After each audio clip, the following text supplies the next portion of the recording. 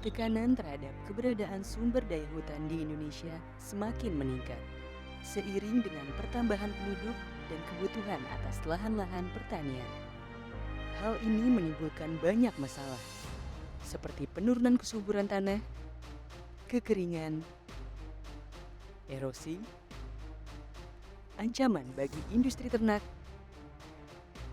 banjir, dan bahkan memicu perubahan iklim. Kerusakan kawasan hutan di Kabupaten Dompu sangat luas.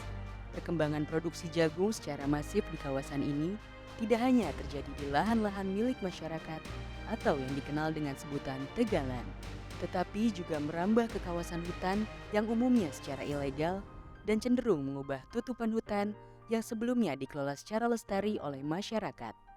Misalnya melalui budidaya tanaman kemiri.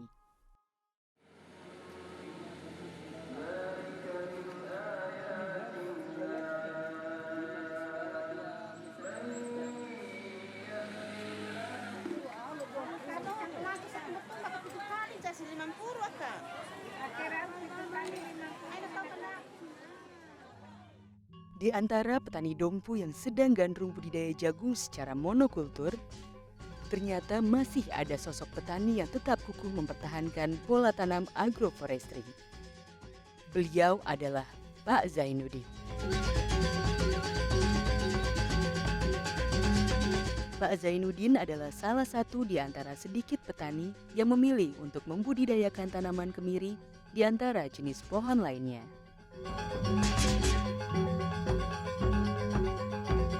Nama saya Zainuddin, anggota kelompok tani hutan Jaya Manovi, Desa Kramabura, Kecamatan Dompu, Kabupaten Dompu, Nusa Tenggara Barat.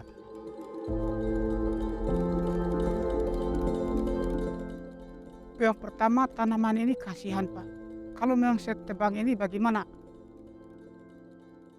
Hutan itu rusak, kayu itu mati, sumber mata air itu kering, kemudian perasaan orang-orang di kota itu dihanyut, barang-barang dalam lemari, dan lain-lain, karena gara-gara penebangan kayu di atas ini seperti teman di kiri kanan ini. Semuanya karena ikut jagung, saya tidak mau.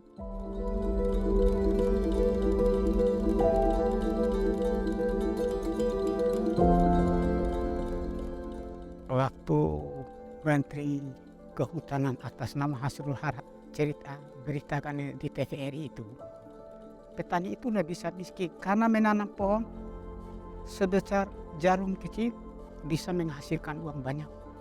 Itu yang pertama. Lalu yang kedua, tiada hari tanpa makan dan tiada hari tanpa tanaman.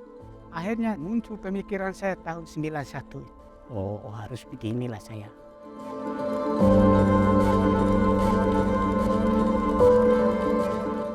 Saya kerjakan ini dalam kawasan hutan ini dengan menanam pohon kemiri.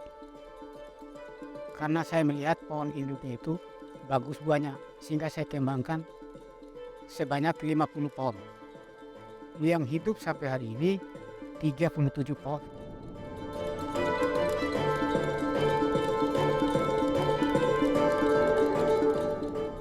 Panen pertama, panen kedua bisa 5 kilo, panen ketiga bisa sampai 20 kilo. Sampai seumur lebih kurang saya tanam tahun 91 ini bisa menghasilkan ratusan kilo.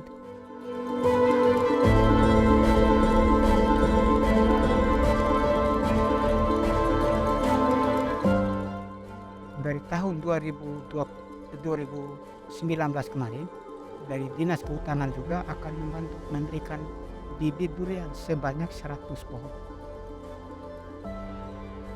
Dari tanaman itu dibantu lagi bibit jahe dari Dinas Kehutanan.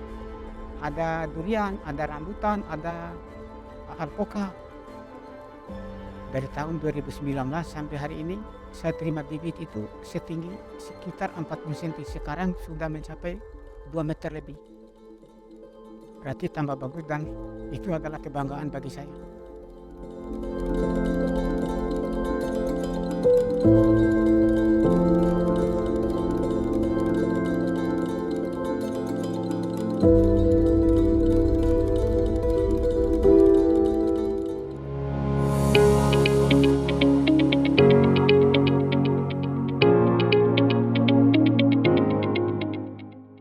saya Indriatno, saya dosen di Program Studi Kehutanan Fakultas Pertanian Universitas Mataram. Urgensi pengembangan agroforestry di Nusa Tenggara Barat saat ini sangat diperlukan, di mana kita sudah juga merasakan adanya sebuah model perubahan iklim yang semakin tidak menentu, sehingga kita perlu melakukan adaptasi. Nah, contohnya misalnya kemarin di Nusa Tenggara itu ada serangan belalang yang cukup masif, tapi dengan sistem agroforestry itu sebetulnya akan memperbanyak biodiversitas, sehingga akan mengurangi resiko terhadap hama dan penyakit pada satu jenis tanaman.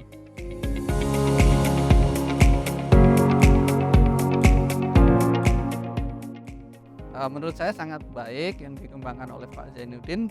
Beliau seorang petani yang berani mengambil sebuah sikap di mana pada saat ini jagung bisa meningkatkan ekonomi dalam waktu cepat, tetapi Pak Zainuddin mengembangkan dengan sistem agroforestry.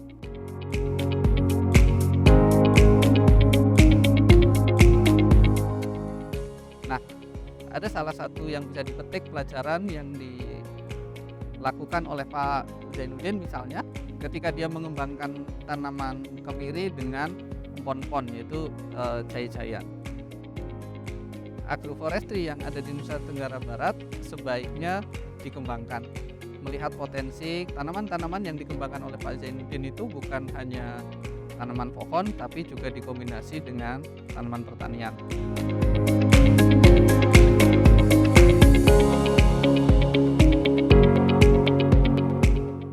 Di situ Pak Zainuddin akan mendapatkan pendapatan harian, pendapatan mingguan, pendapatan bulanan, dan pendapatan tahunan. Terbukti dengan yang dipraktekkan oleh Pak Zainuddin, beliau bisa mensekolahkan anaknya sampai ke perguruan tinggi.